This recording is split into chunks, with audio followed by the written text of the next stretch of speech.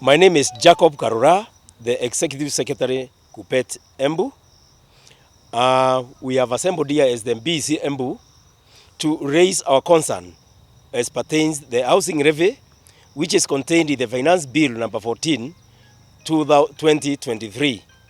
We as Embu branch categorically say no to the levy of 3%. The reason being, our teachers have already constructed houses in their rural homes where they stay with their animals, chicken and what have you. On the same note, I also want to say that those teachers who have not constructed houses have already taken loans from SACCOs and mortgages from other financial institutions so that they can construct their own houses.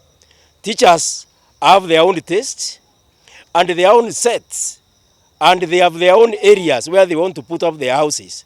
So we are saying no to this program, and we request our good government to do away with this levy of 3%. We do not support at all levying the already burdened teachers.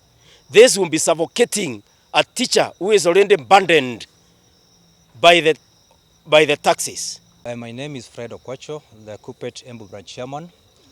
Here today we are as the BC Embu chapter expressing our dissatisfaction against the proposed 3% levy in the 2023 finance bill, which supposes to deduct a 3% from the basic salary of every government employee in this country.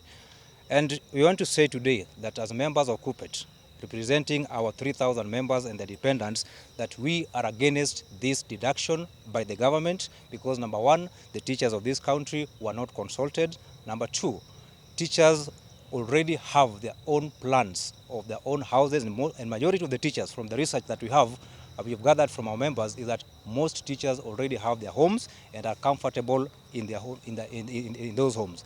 Now, this government, we actually sniff a sincere motive by the government because, number one, if the government had a very good will for the teachers of this country and the workers at large, then it would have come up with what we call an affordable mortgage for the teachers through a revolving fund.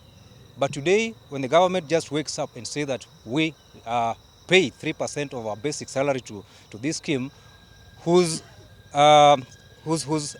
formation we are not even aware of. Our leaders, our national leaders, and even as the grassroots were not consulted, we smell a rat in this scheme. And we therefore oppose this issue because if you look at even at the plan of the government in this thing, most of those houses are going to be in urban centers. Where are our schools? Most of our schools, over 90% of our schools are in rural areas, and that is where teachers are. So where are these houses going to be built? Are they going to be built in our rural homes, in our rural areas, or are they going to be built in urban centers? And if it is in urban centers, how are they going to benefit the teachers who are majorly based in rural areas? Mimi naitwa Wawira Milliam na mimi ni Gender Secretary katika chama cha KUPPET huku kaunti ya Embu. Na tuko hapa kuongea mambo ya housing levy ambayo serikali imesema ya kwamba tutakatwa 3% kama walimu ili iende katika ujenzi wa nyumba za wafanyikazi wa serikali. Sisi kama chama cha KUPPET Embu tumeketi na tumefanya hesabu zetu na tukaona ya kwamba the average salary ama ule mshahara mwalimu analipwa sana sana labda ni 50,000, haswa wale walimu ambao tunawakilisha. Ukihesabu 3% ya 50,000 per month, alafu kwa kila mwaka, alafu on average tunaona mwalimu anatoa kitu kama 18,000 per year.